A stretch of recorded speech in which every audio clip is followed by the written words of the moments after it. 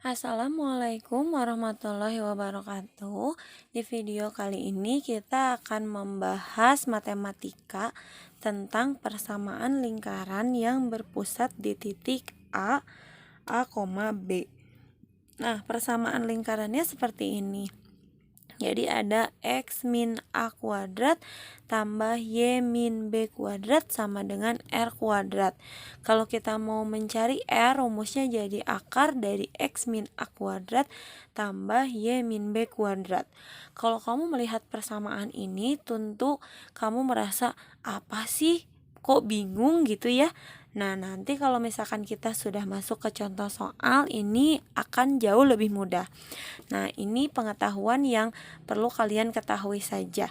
Jadi, kalau kita mencari suatu titik terhadap suatu lingkaran, kita bisa mengecek posisi sembarang titik tersebut. Apakah terdapat pada lingkaran, apakah terletak di dalam lingkaran, atau terletak di luar lingkaran. Caranya seperti ini.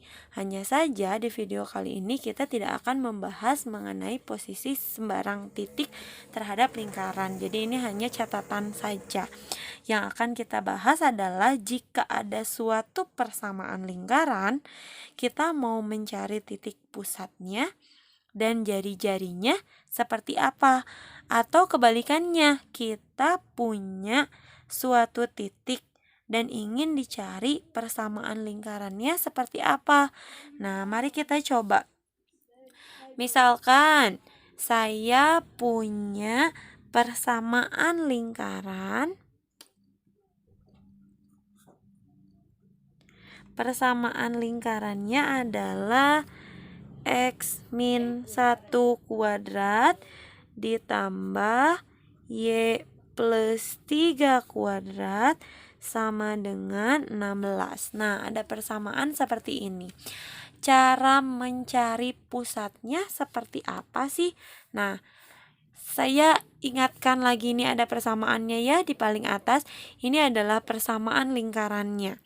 Untuk mencari pusat, kamu tinggal lihat angka di dekat X dengan angka di dekat Y. Kamu perhatikan di sini. Kalau pusatnya A, B. Nah, A-nya di sini, B-nya di sini. Artinya angka di sini itu adalah angka dari pusat lingkaran tersebut. Hanya saja jika pusatnya A, di sini jadi negatif. Tuh. Jadi kalau di sininya negatif berarti pusatnya positif. Kalau di sininya positif berarti pusatnya negatif. Jadi harus dibalik. Jadi dengan seperti ini kamu tinggal lihat angka di sini. Oh, 1 dan negatif berarti 1, di sini plus 3. Oh, berarti pusatnya 3, tapi tandanya harus kamu ganti jadi negatif. Negatif 3. Selesai. Jadi untuk mencari pusatnya, saya ulangi, lihat angka di dekat X dan di dekat Y. Dan tandanya harus kamu balik. Jika tandanya negatif berarti pusatnya positif.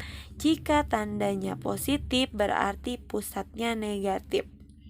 Nah, setelah itu, untuk mencari jari-jari, kamu perhatikan angka di sebelah kanan sama dengan. Oke, kita lihat angka di sini.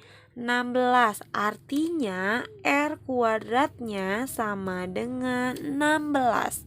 Yang kita mau cari R-nya saja. Berarti R-nya tinggal kamu akarkan. Akar 16. Seperti di video sebelumnya, jika akarnya bisa disederhanakan, bisa kamu sama dengankan lagi 4. Tapi kalau misalkan akarnya tidak bisa kamu sederhanakan, ya sudah, selesai saja sampai situ. Nah, itu cara mencari pusat dan jari-jari dari suatu persamaan lingkaran yang berpusat di A, B. Bagaimana sebaliknya? Jika kita punya pusatnya dan jari-jarinya. Nah, kita coba. Kalau saya punya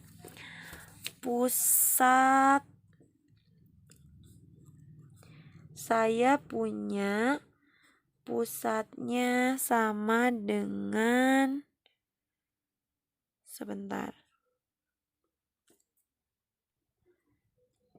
pusatnya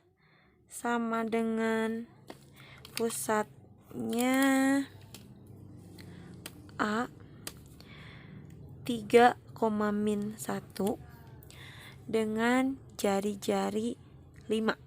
Misalkan saya punya angka seperti itu. Ini saya angkanya ngarang ya, jadi